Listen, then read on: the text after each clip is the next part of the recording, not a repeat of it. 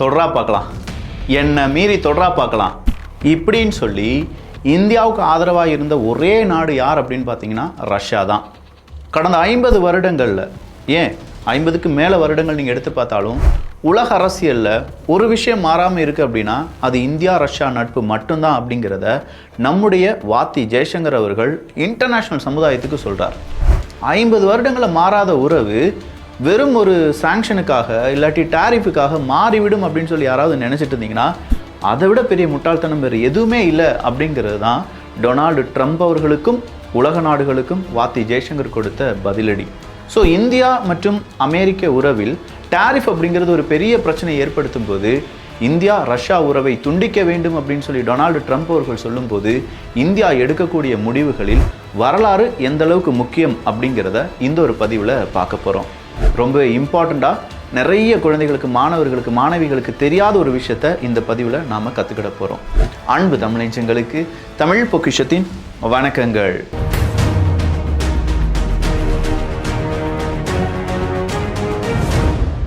First, இந்தியாவுக்கு Russia ஏன் தேவை, இப்போ நாம் எப்படி ரஷ்யாவை யூஸ் பண்ணிகிட்டு இருக்கோம் அப்படிங்கிறத பார்த்துக்கலாம்.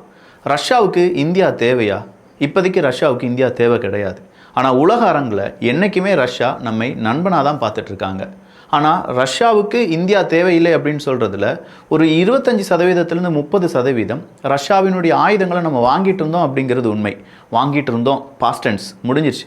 இப்போ அதிகமான ஆயுதங்களை ரஷ்யாவை நம்பி நம்ம இருக்கிறது கிடையாது. நாமளே நம்முடைய ஆயுதங்களை உருவாக்கிக்கிறோம். இல்லை மேற்குலக நாடுகள் கூட கொஞ்சம் அக்ரிமெண்ட் போட்டிருக்கோம்.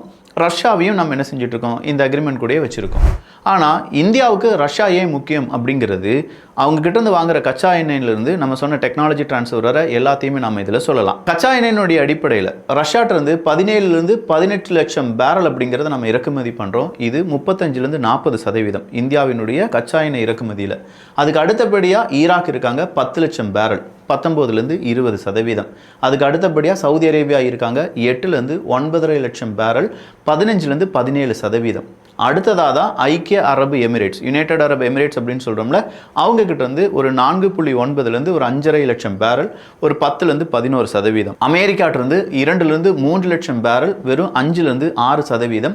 ஆப்பிரிக்க நாடுகள், நைஜீரியாவாக இருக்கட்டும், அங்கோலாவாக இருக்கட்டும், இவங்ககிட்ட இருந்தெல்லாம் நாம் ஒரு 6லேருந்து 7% கச்சா எண்ணெய் அப்படிங்கிறத வாங்கிட்டு இருக்கோம். எல்லாரும் கேட்கக்கூடிய கேள்வி என்னன்னா, கச்சா எண்ணெயை இவ்வளோ விலை கம்மியாக ரஷ்யா நம்மகிட்ட கொடுத்தும் இந்திய நாட்டு பிரஜைகளுக்கு இதனால் எந்த நன்மையும் நடக்க போகிறது இல்லையே, நமக்கு என்ன பெட்ரோல் டீசல் விலை கம்மியாயிருச்சா அப்படிங்கிற ஒரு கேள்வியை கேட்குறாங்க. பட் கொஞ்சம் யோசிச்சுட்டு பாருங்களேன், ரொம்ப மாதங்களுக்கு முன்னாடி தான் பெட்ரோல் விலை இவ்வளோ கூடிருச்சு அவ்வளோ கூடிருச்சுங்கிற அந்த செய்திகள், தினசரி தங்கம் விலையை நம்ம இப்போ பார்க்குற மாதிரியே ஒரு 6-7 மாதம் இல்லாட்டி 9-10 மாதத்துக்கு முன்னாடி பெட்ரோல் விலை அதிகமாக அப்படிங்கிறத நம்ம பார்த்துக்கிட்டே இருப்போம். ஆனால் இப்போது அப்படி பார்ப்பதே கிடையாது. அந்தளவுக்கு பெட்ரோல் டீசல் விலை கூடவும் இல்லை, ரொம்ப பெரிய அளவில் கம்மியாகலை. அப்படின்னா ஒரே இடத்துல நிற்கிது. ஸோ இந்த ஒரே இடத்துல நிற்கிறனால தான் இதை பற்றி செய்திகளும் வெளிவருவது கிடையாது, நாமும் அதில் முக்கியத்துவம் அப்படிங்கிறது கொடுப்பது கிடையாது. இல்லாட்டினா அரசியல் செய்வதற்கு ரொம்ப முக்கியமான விஷயம் கச்சா எண்ணெய். ₹1 கூடினாலும் சரி, ₹5 கம்மி பண்ணி கொடுப்போம் அப்படின்னு சொன்னாலும் சரி, தேர்தல் வாக்குறுதிகளில் கூட இந்த ₹5 ₹10 நாங்கள் கம்மி பண்ணி கொடுப்போம் அப்படின்னு சொல்லி ஸ்டேட் கவர்மெண்ட்லேருந்து சென்ட்ரல் கவர்மெண்ட் வர சொல்லுவாங்க. அந்த அளவுக்கு ஒரு அரசியல் கட்சியினுடைய எதிர்காலத்தையே தீர்மானிக்கக்கூடிய கச்சா எண்ணெய் பற்றி நம்ம பேசாமல் இருக்கோம்னா இங்கே ப்ரைஸ் ஸ்டேபிளாக இருக்குது. ப்ரைஸ் மட்டும் கிடையாது, நமக்கு கிடைக்க வேண்டிய சோர்சஸ் அப்படிங்கிறது கரெக்டாக இருக்குது அப்படிங்கிறது தான். சரி, இதனால் மக்களுக்கு நன்மை நடக்கலையேன்னு கேட்டால் இவ்வளோ நாள் இதே ஸ்டேபிள் ப்ரைஸில் இருந்ததே நன்மை தான் அப்படின்னு சொல்லி இந்திய அரசாங்கம் சொல்கிறாங்க. அது மட்டும் இல்லாமல் இதை வச்சு இந்திய அரசாங்கம் கூடுதலான லாபம் எடுத்திருக்கும் அப்படிங்கிற ஒரு கணக்கும் இருக்கிறது. ஆனால் கூடுதலாகவே தனியார் நிறுவனங்களுக்கு தான் பெரிய அளவில் உபயோகமாக இருந்தது என்று கேட்டால் ஆம். தனியார் நிறுவனங்கள் ரிஃபைனரிஸ் அப்படின்னு சொல்லுவோம் பார்த்தீங்களா, சுத்திகரிப்பு நிலையம் அப்படின்னு சொல்லுவோம். இந்த சுத்திகரிப்பு நிலையத்தில் இந்தியாவை பொறுத்த வரைக்கும் 3 சுத்திகரிப்பு நிலையம் இருக்கிறது என்றால் அதில் 1 தனியார் நிறுவனங்களுடையது தான். அவங்களுடைய வேலை என்ன தெரியுமா, விலை குறைவாக இருக்கக்கூடிய ரஷ்யாவினுடைய கச்சா எண்ணெயை வாங்கி அந்த கச்சா எண்ணெயை சுத்திகரித்து பெட்ரோலாகவோ டீசலாகவோ விமான எரிபொருளாகவோ மாற்றி அதை மேற்குலக நாடுகளுக்கு விற்பது. இந்த மேற்குலக நாடுகள் தான் ரஷ்யாவினுடைய கச்சா எண்ணெய் வாங்க மாட்டாங்க, பொருளாதார தடை போட்டிருக்காங்கல்ல விக்கி, அப்புறம் எப்படி இந்தியாட்டிருந்து மட்டும் வாங்குவாங்க அப்படின்னு நீங்கள் கேட்டிங்கன்னா, நேரடியாக ரஷ்யாட்டிருந்து நாங்கள் வாங்க மாட்டோம். மறைமுகமாக நாங்கள் எப்படி கச்சா எண்ணெய் கிடைத்தாலும் இல்லை பெட்ரோல் டீசல் கிடைத்தாலும் அதை வாங்கிக்கொள்வோம். இதுதான் மேற்குலக நாடுகளுடைய சபதம். ஸோ அந்த சபதத்தின் அடிப்படையில் நம்ம ஒரு வார்த்தையை நான் சொன்னேன், நேரடியாக வாங்க மாட்டோம், மறைமுகமாக வாங்குவோம். அப்போது இந்தியாட்டிருந்து நேரடியாக ஐரோப்பிய ஒன்றியம் வாங்குறாங்க, ஆனால் இந்தியா ரஷ்யாட்டிருந்து வாங்குறாங்க, அவ்வளோதான். இதில் ரிலையன்ஸ் இண்டஸ்ட்ரீஸ் இருக்காங்க, நயாரா இருக்காங்க. ரிலையன்ஸ் இண்டஸ்ட்ரீஸ் பொறுத்த வரைக்கும் ஐரோப்பாவுக்கு மாதத்திற்கு 2.8 million barrel diesel, 1.5 million barrel விமான எரிபொருள் ஏற்றுமதி செய்கிறாங்க. அமெரிக்காவுக்கும் மிகப்பெரிய எரிபொருள் ஏற்றுமதியாளராக ரிலையன்ஸ் இண்டஸ்ட்ரீஸ் அப்படிங்கிறவங்க இருக்காங்க. அது மட்டும் இல்லாமல் நயாரா எனர்ஜி எடுத்து பார்த்தீங்கன்னா மாதத்திற்கு 4 மில்லியன் பேரல்கள் சுத்திகரிக்கப்பட்ட பொருட்களை, டீசல், விமான எரிபொருட்கள், பெட்ரோல், நாப்தா அப்படின்னு சொல்லி யாருக்கு ஏற்றுமதி பண்ணிட்டு இருக்காங்க? மேற்குலக நாடுகளுக்கு ஏற்றுமதி பண்ணிட்டு இருக்கோம். ஸோ கண்டினியூஸா இந்த நயாரா எனர்ஜிஸா இருக்கட்டும், இல்லை ரிலையன்ஸ் இண்டஸ்ட்ரீஸா இருக்கட்டும், இவங்க எல்லாமே அவங்களுடைய ஃபுல் ஒர்க்லோட இதில் சுத்திகரிப்பு நிலையத்தில் செஞ்சிருக்காங்களான்னு கேட்டால் இல்லை. நயாரா அவங்களுடைய 80% ஒர்க்லோட் அப்படிங்கிறது மட்டும்தான் யூஸ் பண்ணிட்டு இருக்காங்க. ரிலையன்ஸ் இண்டஸ்ட்ரீஸை பொறுத்த வரைக்கும் செகண்டரி டாரிஃப் இல்லாட்டி செகண்டரி சாங்ஷன்ஸ் அப்படிங்கிறது வந்து விடும் அப்படிங்கிற பயத்தினால எவ்வளவு அவங்களுடைய பலத்தை பயன்படுத்துகிறார்கள் அப்படிங்கிற அவங்களுடைய டேட்டாவை வெளியிடுவது கிடையாது. ஸோ இந்த இடத்துல டொனால்டு ட்ரம்ப் அவர்கள் வந்து சொன்னார் பார்த்தீங்களா, கண்டிப்பாக ஆயில் வாங்குறதெல்லாம் நிப்பாட்டணும் அப்படின்னு சொல்லி. இல்லாட்டி நீங்கள் எவ்வளோ பேரல் கச்சா எண்ணெய் வாங்குறீங்க, அதனால் உங்களுக்கு எவ்வளோ லாபம் இருக்குது அப்படிங்கிற ஒரு கேம் ஆஃப் பேரல்ஸ் அப்படிங்கிறத நம்ம போன 2 வீடியோக்கு முன்னாடி பார்த்துருந்தோம். அப்போது இந்த இடத்துல இவ்வளவு லாபத்தை எடுக்கக்கூடிய நிறுவனங்கள், அரசாங்கம் இந்த லாபத்தில் ஒரு பங்கை உக்ரைனுக்கு கொடுங்க அப்படின்னு சொல்கிற ப்ரெஷரை அமெரிக்கா நமக்கு கொடுக்குறாங்க. பட் இந்த ப்ரெஷர் அதிகரிக்க அதிகரிக்க யாருக்கு இது பெரிய பிரச்சனையாக மாறும்னா ஐரோப்பிய ஒன்றிய நாடுகளுக்கு தான். ஐரோப்பாவுக்குலாம் நம்ம ஏற்றுமதி செய்கிறதுல 95% இந்த 2 தனியார் நிறுவனங்களும் எடுத்துக்கொள்கிறார்கள். ஸோ நமக்கு வரக்கூடிய ஒரு பிரச்சனை ஐரோப்பிய ஒன்றிய எரிபொருள் ஏற்றுமதியையும் மிகப்பெரிய அளவில் பாதிக்கும். இதனால தான் ஐரோப்பிய ஒன்றியமும் அமெரிக்கா பின்னாடி நிற்காம கொஞ்சமாக இதில் ஒரு நியூட்ரல் பொசிஷனில் நிற்கிறாங்க. ஐரோப்பிய ஒன்றியம் அப்படின்னு சொல்லும்போது நெதர்லாந்தெல்லாம் நம்ம எடுத்து பார்த்தோம்னா மிகப்பெரிய கன்சியூமர், நம்முடைய மிகப்பெரிய சேல்ஸே நெதர்லாந்துக்கு நம்ம செஞ்சுட்ருக்கோம். இது இல்லாமல் இத்தாலி, ஜெர்மனி, ஸ்பெயின், பிரான்ஸ் ஆகிய நாடுகளுக்கு இந்தியாவிலிருந்து தொடர்ந்து குறைந்த சல்ஃபர் டீசல் மற்றும் விமான எரிபொருளுக்கான எல்லா தேவையும் நாம தான் பூர்த்தி பண்ணிட்டு இருக்கோம். ஸோ ஒரு நாடை தொட்டாங்க, இந்தியாவை இவங்க அமெரிக்கா ரொம்ப பெரிய அளவில் கார்னர் பண்ணாங்கன்னா உலகத்தில் இப்போ எரிபொருள் ஏற்றுமதி அப்படிங்கிறது எல்லாமே கொஞ்சம் பாதிக்கும். இது எல்லாருக்கும் ஒரு எச்சரிக்கையாக இருக்கும் பட்சத்தில் நாம் ரஷ்யாவை எதிர்த்து விடுவோமா அப்படிங்கிற கேள்விக்கு வரலாம். இன்னைக்கு நேற்று தொடங்கின உறவு கிடையாது இந்தியா ரஷ்யா உறவு. இனிஷியலாக பல ஸ்ட்ரகிள் அப்படிங்கிறது இந்தியா ரஷ்யா உறவில் இருந்துச்சு. அது சோவியத் யூனியன் ரஷ்யாவாக இருந்தது. ஸ்டாலின் காலத்திலாம் ஒரு சின்ன பிரச்சனைகள்லாம் இருந்துச்சு. 1955 இந்த உறவு அப்படிங்கிறது மேம்படுது. நேரு அவர்கள் ரஷ்யாவுக்கு, சோவியத் யூனியன் ரஷ்யாவுக்கு போகிறாங்க. சோவியத் யூனியன் ரஷ்யாவினுடைய தலைவர் இந்தியாவுக்கு வரும்போது இந்த உறவில் ஒரு புதிய மைல்ஸ்டோன்ஸ் அப்படிங்கிறது உருவாகுது. இதன் பிறகு தான் இந்தியா, சோவியத் யூனியன் ரஷ்யா அப்படிங்கிற உறவு மிகப்பெரிய வளர்ச்சி அடைய ஆரம்பிக்குது. இந்த 1955 அப்படிலாம் சொல்லும்போது அமெரிக்கா நமக்கு எதிராக இருக்கக்கூடிய தருணம். இந்தியா ஜெயித்திடக்கூடாது, இந்தியா வளர்ச்சாயிடக்கூடாது, இந்தியா அவங்களுடைய ஏழ்மையான நிலைமையிலிருந்து, அவங்க பசிப்பட்டினி அந்த உலகத்திலிருந்து வெளிவந்துடக்கூடாது. இந்தியாவில் நிறைய யங்ஸ்டர்ஸ் இருக்காங்க, நிறைய கண்டுபிடிப்புகள் இருக்குது, அவங்க நமக்கு தலைவலியாக மாறிடுவாங்க. ஸோ இந்தியாவை வளர விடாமல் செய்வதற்கு என்னென்ன செய்ய முடியுமோ அனைத்தையும் செய்து கொண்டிருந்த போது நிறைய உதவிகள் செய்தது ரஷ்யா தான். 1962 இந்திய சீன போர் அப்படிங்கிறது உருவாகுது. இந்த நேரத்தில் நம்முடைய அரசாங்கம் சரியாக இந்த போரை கையாளவில்லை என்றாலும் நம்ம கூட நின்ன ஒரு நாடு யார் அப்படின்னு பார்த்தீங்கன்னா இதே ரஷ்யா தான்.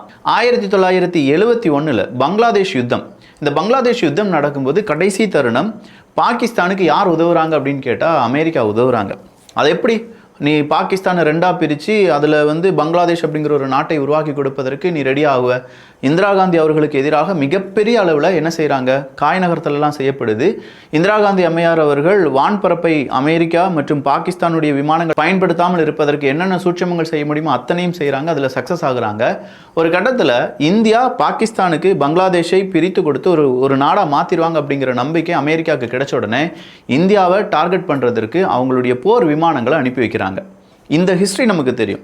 அவங்களுடைய போர் விமானங்களை அனுப்பி வச்ச உடனே இந்தியா நேராக சோவியத் யூனியன் ரஷ்யாட்ட போய் இந்த மாதிரி போர் விமானங்கள் வருதான், அந்த போர் விமானங்கள் வந்தால் நாம் என்ன செய்யலாம் அப்படின்னு சொல்லி கேட்கும்போது ஒரு ஸ்ட்ராட்டஜிக் பார்ட்னர்ஷிப் ஒப்பந்தம் அப்படிங்கிறத நம்ம போட்டுக்கலாம்.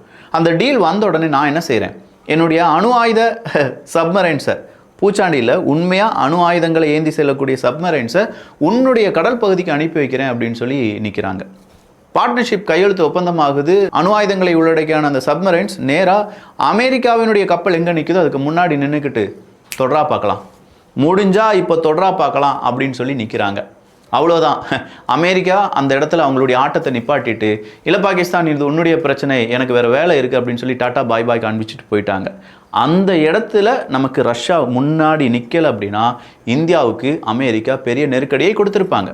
இது மட்டும் தானா, கார்கில் யுத்தத்தில் நமக்கு யாருமே குண்டுகள் தர முடியாது அப்படின்னு சொன்னபோது, பீரங்கிகளுக்கு குண்டுகள் இல்லை அப்படின்னு சொல்லும்போது, ரஷ்யாவும் இஸ்ரேலும் உதவவில்லை என்றால் அந்த நேரத்திலையும் நமக்கு தோல்விகள் கிடைச்சிருப்பதற்கான வாய்ப்புகள் இருக்குது. அவ்வளோதானா? இல்லவே இல்லை. நமக்கு அணு ஆயுத சோதனை அப்படிங்கிறத நம்ம செஞ்சு பார்த்தே ஆகணும். அமெரிக்கா எவ்வளவு தடைகள் போட்டாலும் சரி, அணு ஆயுத சோதனையை நம்ம செய்தாதான் முடியும் அப்படிங்கிற ஒரு இக்கட்டான நிலைமை வரும்போது அணு ஆயுத சோதனையை நம்ம செஞ்சோம்.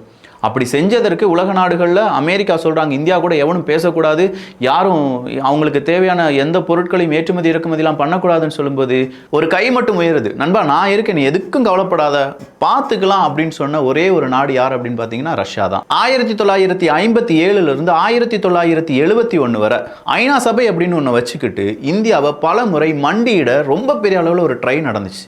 கம்ப்ளீட்டாக இந்தியா ஜம்மு காஷ்மீர் இந்த பிரச்சனையை மையப்படுத்தி பாகிஸ்தானும் அமெரிக்காவும் டபுள் கேம் விளையாண்டு இந்தியாவினுடைய முதுகலை குத்தி துரோகிகளோட ரொம்ப கேவலமாக நடந்துக்கிட்டாங்க. இந்த நேரத்திலலாம் இந்த பிரச்சனை ஐநா சபையில் எழுப்பப்படும் போது நமக்குன்னு அந்த ஒரு முடிவு வருது அப்படின்னா அந்த முடிவை வீட்டோ பண்ண நாடு யார் அப்படின்னு பார்த்தீங்கன்னா ரஷ்யா தான். ஒரு முறை 2 முறை மட்டும் இல்லைங்க, 6 முறை ஐநா சபை நமக்கு வீட்டோ ஏற்படுத்தி நமக்கு எதிராக வந்த பிரச்சனைகள் எல்லாத்தையுமே ஒரு ஷீல்டு மாதிரி நமக்கான பாதுகாவலனா நின்று தடுத்த நாடு ரஷ்யா தான். சோவியத் யூனியன் உடஞ்சு போகுது 1991. என்னப்பா இது, எல்லா நாடுகளுமே பதறாங்க, இந்தியா ரஷ்யா உறவு அடுத்ததா என்னவா இருக்கும் அப்படின்னு சொல்லிட்டு இருக்கிற நேரத்தில் இந்தியா சொல்றாங்க, கைவிட்ட நாடுகளை பத்தி கவலைப்படாத, உன்னுடன் நாங்க இருப்போம் அப்படின்னு சொல்லி ஒரு அக்ரிமெண்ட்டை நேரடியாக இந்தியாவும் ரஷ்யாவும் பேசுறாங்க. அந்த அக்ரிமெண்ட் கையெழுத்தாவது 1993. ஸோ அப்படிப்பட்ட ஒரு அக்ரிமெண்ட், ஒத்துழைப்பு ஒப்பந்தம் அப்படின்னு சொல்லுவாங்க. அந்த ஒத்துழைப்பு ஒப்பந்தம் வழியாகத்தான் இழந்து போன நம்முடைய உறவை மீண்டும் நம்ம மீட்டெடுத்தோம். 1991க்கு பிறகு 1993 மறுபடியும் இந்தியா ரஷ்யா உறவு பச்சை பிடிக்க ஆரம்பிக்குது. கரெக்டாக 2000வது வருடம் அமெரிக்கா என்ன செய்கிறாங்கன்னா அவங்களுடைய ஃபாரின் பாலிசியை என்டையராக சேஞ்ச் பண்ணுறாங்க. இந்தியன் ஓரியன்ட் ஃபாரின் பாலிசி அப்படிங்கிற மாதிரியும் இந்தோ பசிபிக் ரீஜன் வழியாக இருக்கக்கூடிய பல ஃபாரின் பாலிசி சேஞ்சஸ் அப்படிங்கிறது மாறுது. ஸோ ஐரோப்பிய ஒன்றியம் மேற்குலக நாடுகளை விட்டு இந்தியா பக்கம் வராங்க அப்படின்னு சொல்லும்போதே அமெரிக்காவுக்கும் இந்தியாவுக்கும் இடையே ஏற்படக்கூடிய நட்பு அதிகமாகுது. இந்த நட்பை ரஷ்யா மற்றும் இந்தியாவினுடைய நட்பு பாதிக்கும் அப்படின்னு சொல்லிட்டு இருந்த நேரத்தில் 2 நாடுகளும் ரொம்ப சமயோஜிதமாக யோசித்து, எந்த நாடு நம்முடைய நட்பு நாடாக இருந்தாலும் சரி, உனக்கு சீனாவாக இருந்தாலும் சரி, எனக்கு அமெரிக்காவாக இருந்தாலும் சரி, நாம் 2 பேரும் நண்பர்கள் தான் அப்படிங்கிறத மறுபடியும் உறுதிப்படுத்தினாங்க. கரெக்டாக அக்டோபர் 3ஆம் தேதி 2000வது வருடம் நம்முடைய பிரதமராக இருந்த வாஜ்பாய் அவர்களும் புட்டின் அவர்களும் strategic partnership, India Russia strategic partnership declaration அப்படிங்கிறதுல கையெழுத்து போடுறாங்க. அதன் பிறகு December 2010 special and privilege strategic பார்ட்னர்ஷிப்பாக அது உருமாறுகிறது. இந்த special and privilege strategic partnership அப்படிங்கிறது இந்தியா ரஷ்யா உறவில் மிகப்பெரிய ஒரு மைல்ஸ்டோன். உக்ரைன் போர் வந்துச்சு, எல்லா நாடுகளும் இந்தியாவினுடைய கழுத்தை பிடிச்சாங்க, ரஷ்யாவுக்கு எதிராக உன்னுடைய கருத்தை பதிவு பண்ணு, ஐநா சபையில் ரஷ்யாவுக்கு எதிராக ஏதாவது பேசினி. எல்லா மீடியாக்களிலும் எல்லா உலக நாடுகளுடைய சபைகளிலும் இந்தியா சொன்ன ஒரே ஒரு விஷயம்தான், அந்த 2 நாடு சண்டை போடுறாங்க, 2 நாடு பேச்சுவார்த்தை வழியாக முடிச்சுக்கிடுவாங்க, உங்களுக்கு என்ன வேலை, உங்களுக்கு அங்கே வேலையே இல்லையடா, நீங்கள் ஏன்டா இப்படி உட்காந்து கதறிட்டு இருக்கீங்க, அந்த 2 நாடுகள் பார்த்து கொள்வார்கள் அப்படிங்கிற அந்த ஸ்டாண்டில் தான் அன்னைக்கும் இந்தியா நின்னாங்க, இன்னைக்கும் இந்தியா நின்னாங்க. நான் ரஷ்யாவுக்கு சப்போர்ட் பண்ணுறேன்னு சொல்கிறதுக்கு 5 நிமிஷம் ஆகாது. பட் அந்த நேரத்தில் பல நாடுகளுடைய எதிர்ப்பை இந்தியா சமாளிக்க வேண்டியதாக இருக்கும். நேரடியாக ரஷ்யாவுக்கு நம்மளால் உதவ முடியாமல் போகலாம். ஸோ எல்லாத்தையுமே கூட்டி கழித்து இந்தியாவினுடைய பதில் இருந்தது. அதன் பிறகு இந்தியா மற்றும் ரஷ்யாவினுடைய இப்போதைய வணிகம் ட்ரேட் அப்படிங்கிறத பார்த்தாலும் 2030க்குள்ளேயே நம்ம $100 பில்லியன் அளவுக்கான ட்ரேடை 2 நாடுகளும் செய்வார்கள் அப்படிங்கிற அந்த உறுதியான நம்பிக்கை இருக்குது. S-400லேருந்து S-500 இருக்கட்டும், அடுத்ததாக வரக்கூடிய பிரம்மோஸ் ஏவுகணைகளுடைய புதிய வேர்ஷன்ஸாக இருக்கட்டும், அப்படி இல்லை மீண்டும் பல முக்கியமான டெக்னாலஜி டிரான்ஸ்ஃபராக இருக்கட்டும், 2 நாடுகளும் செய்கிறதுக்கு தயாராக இருக்காங்க. நீங்களே சொல்லுங்கள், இப்படிப்பட்ட உறவை நம்ம விட்டுட்டு போகணுமா? நம்ம முதுகலை குத்தி நம்மளை கீழே படுத்து வேற பாகிஸ்தான் மாதிரியான நாடுகளை வளர்த்து விட வேண்டும் அப்படின்னு சொல்லக்கூடிய, இல்லை நீ பாகிஸ்தான்கிட்ட போய் கையேந்துவ என்னைக்காக அப்படின்னு சொல்லி நம்மளை மிரட்டக்கூடிய அமெரிக்காவுடன் நாம் அடிபணிந்து போக வேண்டுமா? உங்களுடைய கருத்துக்கள் இங்கே ரொம்பவே வேல்யூ ஆனது. நம்ம கருத்தை யாரும் பார்க்கலன்னு நீங்கள் நினச்சிட்டு இருக்கீங்க, கண்டிப்பாக கிடையாது. எனக்கு தெரிஞ்ச வரையிலும் பெரிய அளவில் நம்முடைய வீடியோக்கள் பல இடங்களிலும் பகிரப்பட்டு வருகின்றன. உங்களுடைய கருத்துக்களும் அதே மாதிரி ஸ்ட்ராங்காக இருந்துச்சுன்னா நிறைய பேர் பார்க்கறதுக்கான வாய்ப்புகள் இருக்குது. ஏதோ நம்மளால் என்ன முடியுமோ அதை நம்ம செஞ்சோம் அப்படிங்கிற மன திருப்தியும் நமக்கு இருக்கும். நல்லதை பகிர்ந்து நல்ல சமுதாயத்தை உருவாக்குவோம். நன்றி, வணக்கம்.